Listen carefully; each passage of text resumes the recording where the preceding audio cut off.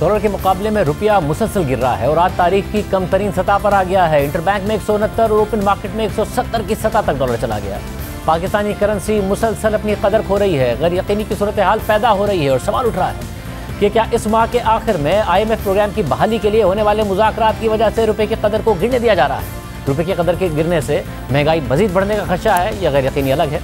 और state bank ने भी सितंबर को मॉनेटरी पॉलिसी देनी है और मार्केट में पहले से ज़्यादा मुआशी तज्ज़ियाकारों की ये राय है कि शरह सूद में इजाफा हो सकता है, जबकि अक्सरियत अब भी ये समझती है कि फिलहाल शरह सूद नहीं बढ़ेगी, क्योंकि माजी में जब स्टेट बैंक 13.25% तक शरह सूद ले गया तो उस वक्त CPI इन्फ्लेशन को बुनियाद बनाकर इतनी बुलंद शरह सूद कर दी गई थी और तेज़ी से कर दी गई थी। करेंसी भी तेज़ी से गिरी थी और 168 की सतह पर आ गई थी। अब इस दफ़ा करेंसी तो दोबारा गिरी है और तारीख की कम तरीन सतह पर आ गई है, मगर शरह सूद 7% पर है और मुआशी तज्ज़ियाकारों की राय है कि स्टेट बैंक ने शरह सूद को 8% से ऊपर CPI इन्फ्लेशन के बजाय 6.3% की कोर इन्फ्लेशन से मुंसलिक किया हुआ है। इसलिए फिलहाल शरह सूद बढ़ने के इम्कानात कम हैं, मगर जब बढ़ेगी तब भी स्टेट बैंक के गवर्नर कह चुके हैं कि पहले की तरह तेज़ी से नहीं बढ़ाया जाएगा। मगर इस गिरती हुई करेंसी के साथ कब तक महंगाई सिंगल डिजिट में रहेगी और कब तक स्टेट बैंक शरह सूद नहीं बढ़ाएगा, ये सूरत हाल मईशत के हवाले से मजीद गैर यकीनी की सूरत हाल पैदा कर रही है। अगस्त के महीने में $4.25 अरब की तारीख के बुलंद तरीन तिजारती खसारे ने उस वक्त दोबारा करंट अकाउंट खसारे के खतरात पैदा कर दिए हैं। मगर आज वज़ीर ख़ज़ाना शौकत तरीन ने फिर यह बात दोहराई कि तिजारती खसारा बढ़ेगा ज़रूर, मगर उससे घबराने की ज़रूरत नहीं है।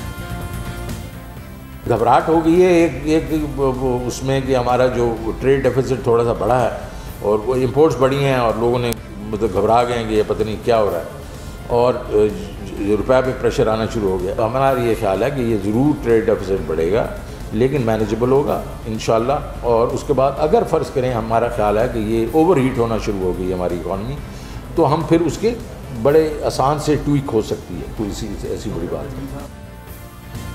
आज वज़ीर ख़ज़ाना शौकत तरीन ने यह बात भी दोहराई कि कैसे तहरीक इंसाफ के हुकूमत में आने के बाद कर्ज बढ़ा और सूद 1500 अरब रुपए से बढ़कर उसमें और मज़ीद 1500 अरब रुपए का इजाफा हो गया। जब IMF प्रोग्राम में गए तो उन्होंने इसको उठा के डिवैल्यूएशन कर दी, डिस्काउंट रेट 13.25% पे लेके चले गए। जब 13.25% पे डिस्काउंट रेट लेके चले गए तो उसकी जो डेट सर्विसिंग थी वो 1500 अरब से उठ के तो 2900 अरब पे चली गई सीधी एक ही साल में। 1500 अरब इन्होंने जो उसको फंड करना था तो उससे डेट बढ़ा। ज़ाहिर है जो आपका फॉरेन करेंसी जो अकाउंट जो हैं जो डेट था वो रुपए में ज़्यादा हो गया, उसका जो है रुपए का जो है वो डेट बढ़ गया। 25.7 ट्रिलियन जो था वो अब तकरीबन 39.9 इस साल जो है। बात करने के लिए मतलब माहिर मईशत मोहम्मद सुहेल साहब मौजूद। मोहम्मद साहब बहुत शुक्रिया। मतलब क्या वजह है स्टॉक मार्केट भी गिरी, रुपया भी एक दफ़ा फिर गिरा, हुकूमत कॉन्फिडेंस दे रही है, वज़ीर ख़ज़ाना कह रहे हैं कि ज़रूर बढ़ रहा है तिजारती खसारा मगर हम कंट्रोल कर लेंगे, घबराने की ज़रूरत नहीं है, मईशत को ओवरहीट भी नहीं होने दिया जाएगा, अगर फ़र्ज़ करें हुई तो उसके भी इक़दाम मौजूद हैं। क्या वजह है कि उसके बावजूद एक गैर यकीनी की सूरत हाल है, वो कॉन्फिडेंस नहीं नज़र आ रहा है? शादी भाई देखें, ये जब से इंपोर्ट के नंबर आए थे और फिर इसके बाद जो रेमिटेंस का नंबर भी कोई बहुत ही ज़्यादा मुतासिरकुन नहीं आया, तो अब लोगों का यही एस्टिमेट है कि जो करंट अकाउंट का नंबर कुछ दिनों में आने वाला है वो $1 बिलियन से ज़्यादा होगा। तो इसकी वजह से डॉलर वैसे ही प्रेशर में था, मगर फिर जो दो डेवलपमेंट हुई है उसकी वजह से कुछ पैनिक ज़रूर आया है। एक तो ये कि वज़ीर ख़ज़ाना साहब ने कहा है कि स्टाफ लेवल मीटिंग IMF से शुरू हो रही हैं और दूसरा वो खुद वाशिंगटन जा रहे हैं।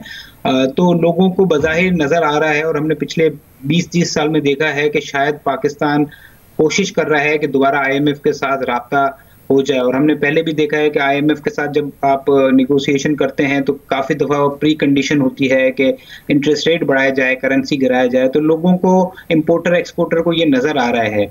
और आज तो ख़ास तौर पे ये हुआ जो US के स्टेट सेक्रेटरी का बयान आया है कि हमें पाकिस्तान के साथ जो ताल्लुकात हैं उसको रीअसेस करना है, उसने भी करेंसी मार्केट और स्टॉक मार्केट पे असर डाला है। क्योंकि अगर हमें मालूम है कि जब US से ताल्लुकात अगर ख़राब होते हैं तो इनडायरेक्टली उसका इफेक्ट पाकिस्तान और IMF के रिलेशनशिप पर भी होता है।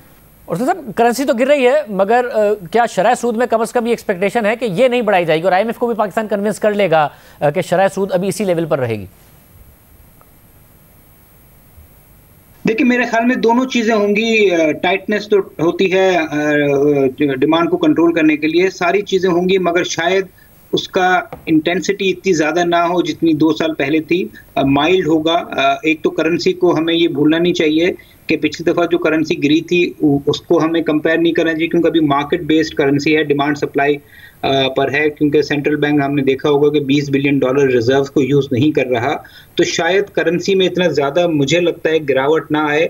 और इसी तरह इंटरेस्ट रेट बढ़ेंगे ज़रूर, या इस मॉनेटरी पॉलिसी में या अगली से बढ़ना शुरू हो जाएं, और उसमें भी जिस तरह स्टेट बैंक ने पहले से इंदिया दिया है कि मेजर्ड और ग्रेजुअल होंगे, तो 2%, 1%, 3% शायद ना बढ़े, 25 बेसिस पॉइंट या 50 बेसिस पॉइंट बढ़े। तो मुझे लगता है कि टाइटनिंग होगी, बट इस दफ़ा चूंकि हुकूमत और ख़ासतौर से सेंट्रल बैंक थोड़ा सा तैयार है, शायद हर चीज़ माइल्ड हो, प्लस जो कोविड की सिचुएशन है उसको देखते हुए भी शायद गवर्नमेंट और स्टेट बैंक जो टाइटनिंग है उसको थोड़ा सा ग्रेजुअल और माइल्ड लेवल पर करे। मतलब फिर कहा जा सकता है कि अगर स्टेट बैंक मुदाखलत नहीं कर रहा है करेंसी मार्केट में तो दुरुस्त कर रहा है, और मईशत में खदशात जरूर है, मगर ऐसा नहीं है कि ओवरहीट कर रही है इकोनॉमी और करेक्टिव मेजर्स फौरी तौर पर लेने पड़ेंगे जिससे ग्रोथ मुतासिर हो जाएगी।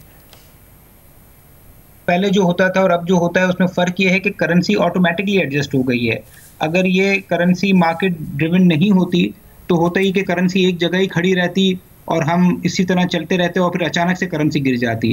तो अगर आप मुझसे पूछें तो मेरे ख्याल में इंपोर्ट का बिल बढ़ जाना ये तशवीशनाक ज़रूर है, मगर हम ये नहीं कह सकते कि इकोनॉमी ओवरहीट हो गई है। और अगर करेंसी और इंटरेस्ट रेट और दूसरे मेजर्स लिए गए तो मेरे ख्याल में इंपोर्ट कंट्रोल में आ सकती है, और ये जो ओवरहीट का जो तासुर मिलता है वो भी ख़त्म हो सकता है।